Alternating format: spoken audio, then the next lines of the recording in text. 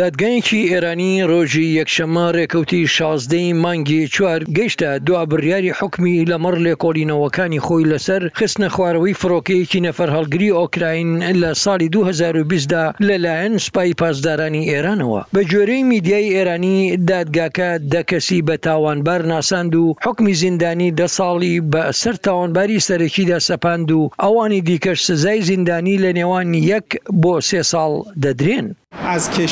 ئێمە ویلایەتە یەکگرتووەکانی ئەمریکامان بانگهێشت کردووە وە وڵاتی بەرپرسیار لە دیزاینکردن و دروستکردنی فڕۆکەکە و هەروەها ئۆکراین وەک وڵاتی تۆمارکردن و بەکارهێنەری فڕۆکەکە بۆ ئەوەی هەردوو وڵات بەشداری لەم لێکۆڵینەوەیەدا بکەن. سوپای پاسدارانی ئێران لە 8 مانگی یەکی ساڵی 2020دا فڕۆکەیەکی نەفەر هەڵگری نێودەوڵەتی ئۆکراینی بە ماوەیەکی کەم دوای هەستانی بەردایە خوارەوە. فڕۆکەکە لە فڕۆکەخانەی تارانەوە هەستا بوو.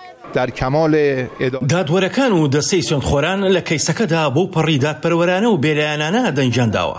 دەستەی فڕۆکەوانی مەدەنی ئێران ئەوەی بەرپرسیارەتی لە لێکۆڵینەوەکەی ڕووداوی خستنە خوارەوەی فڕۆکە ئۆکرانیەکەدا هەبوو گوتی ئەوەی تەقی لە فڕۆکەکە کردبوو وای زانی بوو موشەکە و ئەمەش لەو کاتەدا بووە گرژەکان لە نێوان تاران و ویلایەتە یەکگرتووەکانی ئەمریکا لە ئاستێکی بەرزدا بوو. تەواوی ئەو 176 کەسەی لە سەرنشینانی ڕووداوەکەدا کوژران زۆربەیان هاوڵاتی کەنەدی بوون یان دانیشتوانی هەمیشەیی لە کەنەدا بوون. سەبارەت بە ڕووداوەکە کەنەدا لەو راپۆرتەی لە مانگی 6 ساڵی 2021دا بڵاوی کردەوە گەیشت بووە ئەو دەرئەنجامەی هیچ بەڵگەیەکی ئەویان نەدۆزیبەوە کە ڕووداوەکە پێشوەخت پلانی بۆ داڕێژرابێت. هاوکات راپۆرتەکە ئەوەی ناوی لێنابوو بێتوانایی و بێباکی بەرپرسان لە ڕووداوی خستنە خوارەوەی فڕۆکە ئۆکرانیەکەی سەرکۆنە کرد. سمکۆ عەزیز، دەنگی ئەمریکا.